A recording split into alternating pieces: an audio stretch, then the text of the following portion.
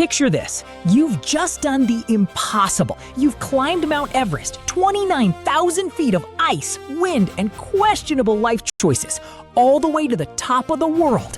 And now, standing on the highest point on planet Earth, you reach into your pack for the one thing that makes it all worth it: a proper cup of tea. You fire up your little stove, boil the water, drop in the tea bag, take a sip, and it's rubbish! Weak, pale, lukewarm disappointment in a cup! Congratulations. You have carried tea to the roof of the world, and the mountain has turned it into sad, beige water. Predictable. And here's the maddening part. You did everything right. The water was literally boiling. So why is your summit tea an absolute crime against Britain? To answer that, we have to talk about what boiling actually means, and why this mountain is about to break every assumption you have about hot water. Chapter 1: The Great Tea Betrayal. Let's get one thing straight. This isn't a you problem. You could be the greatest tea maker in history, armed with the finest leaves money can buy, and Everest would still ruin your brew. Because the mountain isn't sabotaging your technique, it's sabotaging your physics. The tragedy is not your skill. It is that you have chosen to make tea inside a giant pressure experiment. And the experiment is winning. To understand the betrayal, we need to zoom in on the humblest hero of the whole story. A single boiling bubble.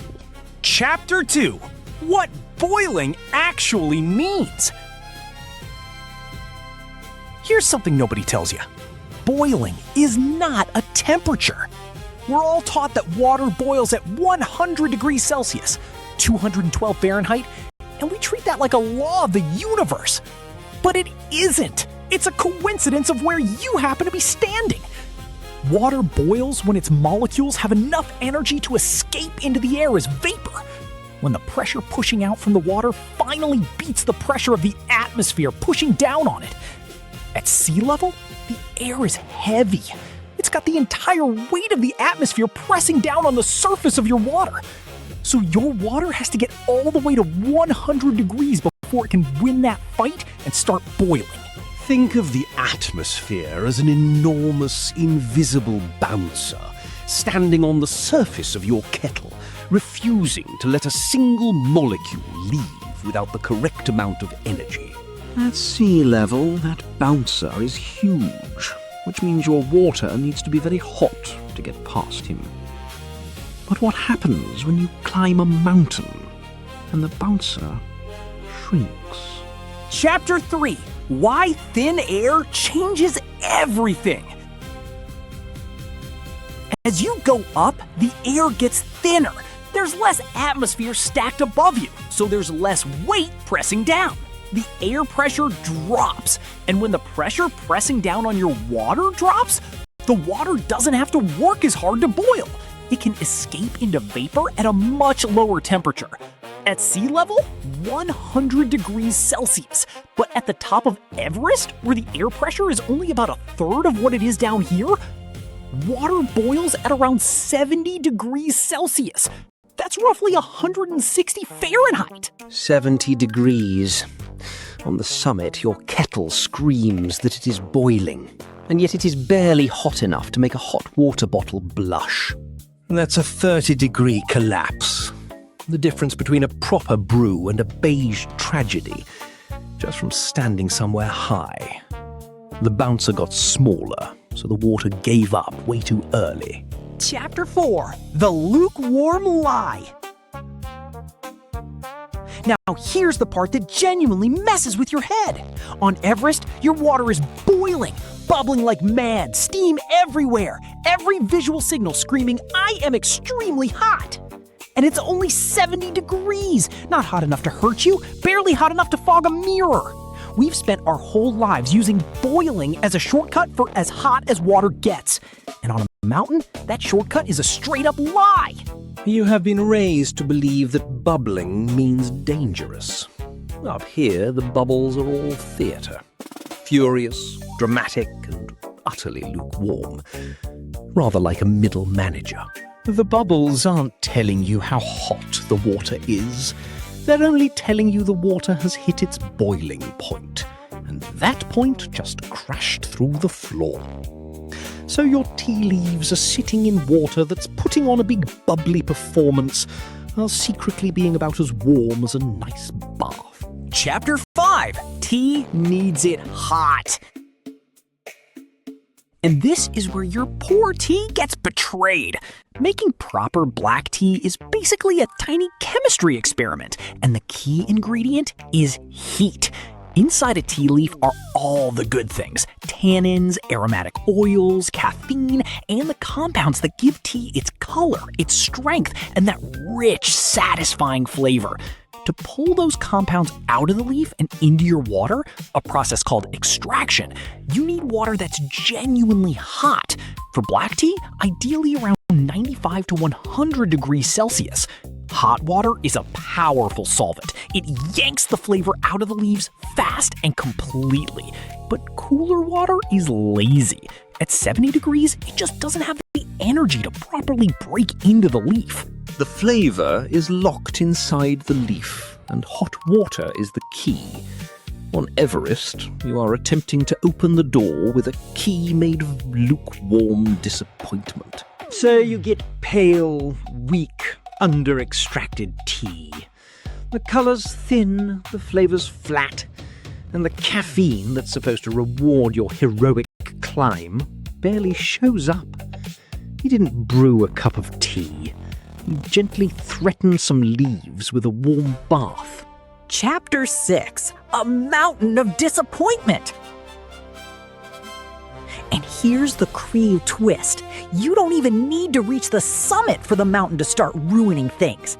The higher you climb, the lower the boiling point drops step by step.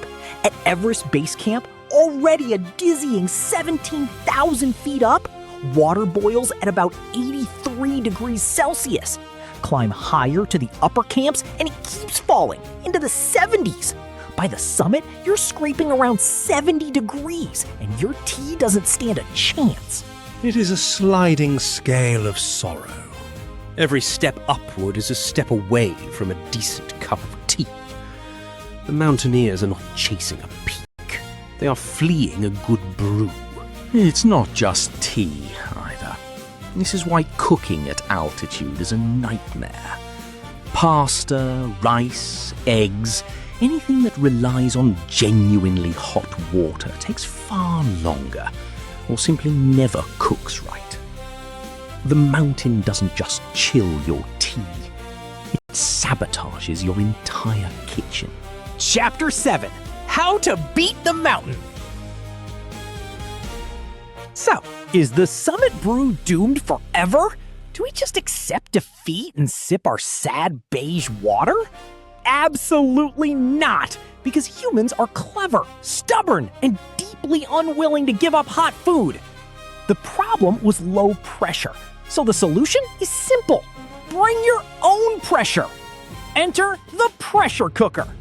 A pressure cooker is a sealed pot that traps the steam inside, and that trapped steam builds the pressure back up, sometimes even higher than sea level. More pressure pushing down means the water has to get hotter again before it can boil. Suddenly, your water can climb back up past 100 degrees, and real cooking and real tea is back on the menu. You cannot argue the mountain into submission, but you can build a tiny, portable atmosphere in a metal pot and smuggle sea level all the way to the summit. Marvellous, really. This is exactly why serious mountaineers and high-altitude kitchens rely on pressure cookers. It's the only way to force water to behave itself that high up. You can't change the mountain, but you can trick the physics. Chapter 8. The real point. So why can't you make a proper cup of tea on Mount Everest? Because boiling was never about temperature. It's about pressure. Because the higher you go, the thinner the air and the less pressure there is holding your water together. Because at the summit, water boils at a feeble 70 degrees, bubbling furiously while barely warm. And because your tea leaves need real heat to give up their flavor, and lukewarm water simply can't do the job. The astonishing thing is that this isn't some rare, exotic phenomenon. It's the same physics happening in your kitchen kettle right now. You just live low enough that you never notice. Everest doesn't break the rules of tea, it just turns the volume all the way up until you finally see the rule that was there the whole time. You did not fail to make tea. You simply discovered, at great expense and considerable frostbite, that your kettle has been quietly obeying the laws of physics your entire life. So, the next time you make a cup of tea at sea level, and it comes out perfect, take a second to thank the invisible weight of the entire atmosphere pressing down, keeping your water hot. It's the best cup of tea you'll never have to climb for.